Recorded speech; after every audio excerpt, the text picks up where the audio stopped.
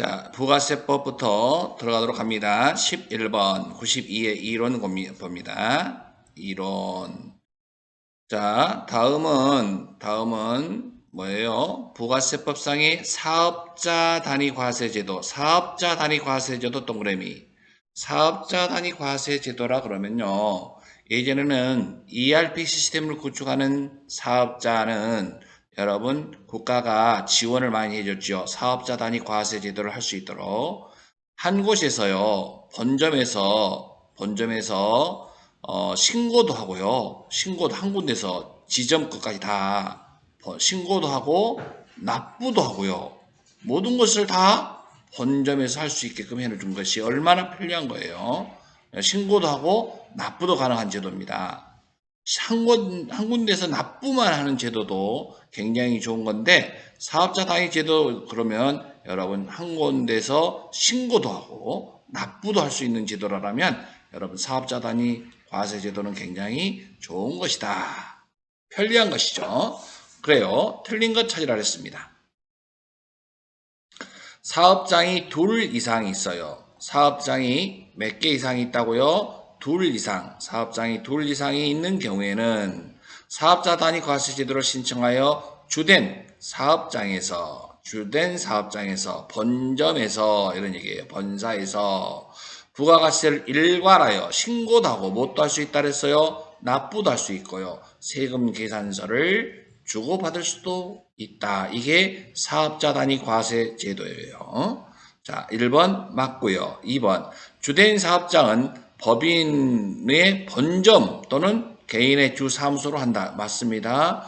다만 법인의 경우에는 지점을 주된 사업장으로 할 수 있다. 여러분 지점은 여러분 주된 사업장을 할 수가 없어요. 여기서 여러분 사업자 단위 과세 제도는 지점이 아니라 본점에서 다 일괄하여 신고하고 납부하고 이렇게 할 수 있다는 거지. 여러분 1번 11번에 2번이 틀렸습니다. 다음 3번 보면요. 주된 사업장에 한 개의 사업자 등록번호를 부여한다. 하나의 사업자 등록번호 맞습니다. 사업장 단위로 등록한 사업자가 사업자 단위 과세 사업자로 변경하려면 사업자 단위 과세 사업자로 적용받으려는 과세 기간 개시 며칠 전까지 20일을 애워놓으셔야 되겠네요. 개시 20일 전까지 변경 등록하여 신청해야 한다. 20일 전까지 신고도 하고 납부도 할 수 있는 제도. 요거와 비슷한 것이 뭐가 있습니까? 주사업장 총괄납부 제도가 있어요. 주된 사업장에서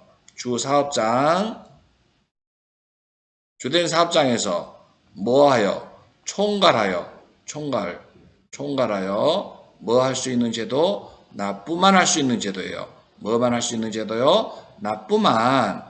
봐봐요. 주된 사업장에서 총괄하여 납부만 하는 것도 좋다니까요. 납부만.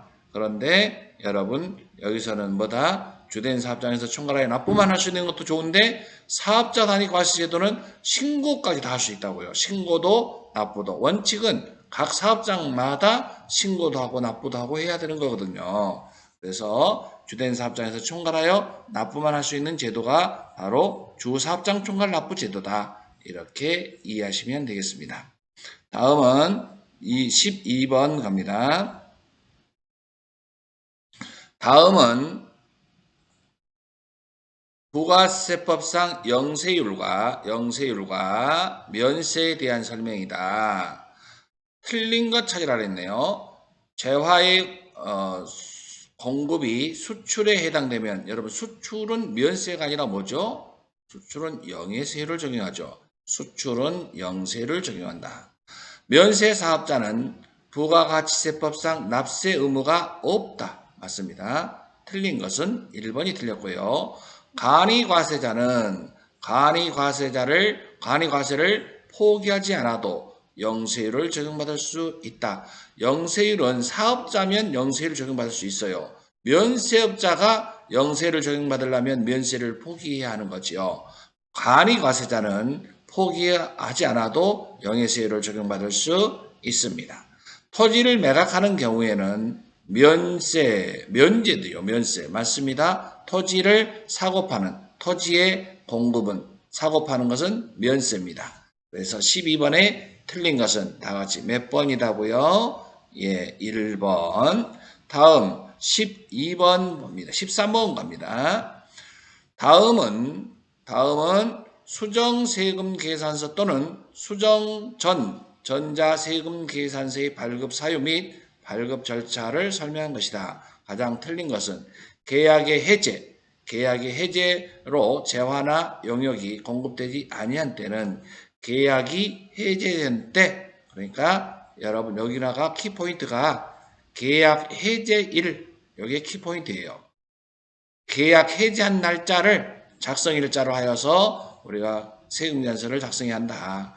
계약 해제일, 동그라미 계약 해제일을 적고 비고란에 처음 세금계산서 작성일을 덧붙여 적은 후 붉은색 글씨나 음의 표시를 마이너스 표시라는 얘기예요. 음의 표시는 하여 발급한다. 여기서 1번에는 해약한다. 그러면 계약 해제일, 이게 키포인트라고요.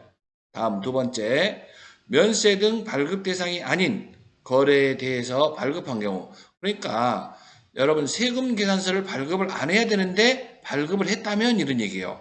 그러면 처음에 발급한 세금 계산서 내용대로, 그러니까 처음 세금 계산서 발급한 날짜, 그 날짜로 가가지고 수정해야 된다 이런 얘기예요.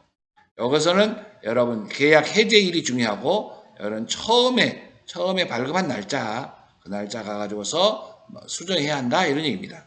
다음 3번. 재화가 환입된 경우예요. 환입은 반품되어 거지요. 처음 세금계산서를 작성한 날짜가 아니라 여러분 환입된 날짜라고 적어놓으세요. 환입된 날짜. 여러분 환입된 날짜. 재화가 환입된 날짜. 그러면 여기서도 지금 요거하고 비슷한 게 계약이 해지가 됐다. 그러면 계약 해지한 날짜, 환입이 됐으면 환입된 날짜. 요게 키포인트라고요.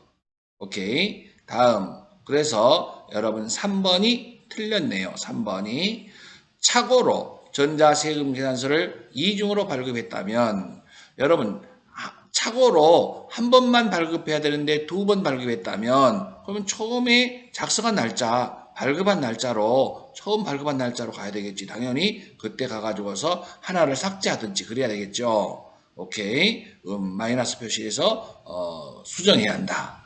그래서 여기서 키포인트는요, 계약이 해제가 됐다면 해제일, 그 다음에 환입되면 환입된 날, 이렇게 키포인트를 알아두시면 되겠습니다. 다음은 14번 갑니다.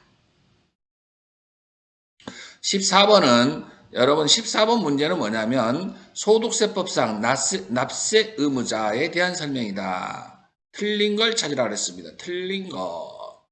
자, 외국을 항행하는 선박 또는 항공기, 승무원의 경우, 승무원은 항상 비행기에 있잖아요. 비행기에 떠다니는 하늘 높이. 그러면 거주자가 어디냐? 거주하는 지역이 어디냐? 이렇게 따질 때 말입니다. 생계를 같이 하는 가족이 있다면, 생계를 같이 하는 가족이 거주하는 장소가 국내라면 뭐예요? 내국인이다 이런 얘기죠. 거주자다 이 말이지. 승무원이 근무기간 외에 기간 중 통상 체재하는 장소가 국내라면, 그러니까 승무원이 근무시간 외에 쉬는 장소가 국내에 있는 때라면 당의 승무원의 주소는 국내에 있는 것으로 본다. 그러니까 승무원인 경우는 그래서 거주자다라고 보면 되겠네요. 그죠? 두 번째, 국내에 거소를 둔 기간은 입국하는 다음 날부터 출국하는 날까지다. 이렇게. 다음, 거주자란 국내에 주소를 두거나 183일 동그라미 183일 이상 거소를 둔 개인을 말한다. 맞습니다. 183일. 이게 개정돼 가지고서 1년이었는데 이제 개정돼 가지고서 6개월. 숫자로 따진다면 183일도 알아놓으셔야 됩니다. 다음, 영국의 시민권자나 영주권자의 경우 무조건 비거주자다? 아니에요. 거주자가 아닌 사람이 비거주자가 되는 건 맞습니다. 그러면 거주자란 국적 불문이에요. 우리나라 사람이든 외국 사람이든 국적 불문이고, 뭘 해야 돼요? 우리는 우리나라에 주소가 있다면 거주자예요. 만약에 주소가 없다면 183일 이상 살았다면 거주했다면 거주자다 이런 얘기입니다.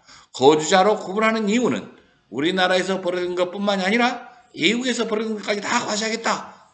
그래서 거주자를 구분하는 이유입니다. 가장 큰 차이가. 그래서 여러분 14번의 답은 몇 번이다? 4번이라고 할 수 있습니다. 다음 15번 봅니다.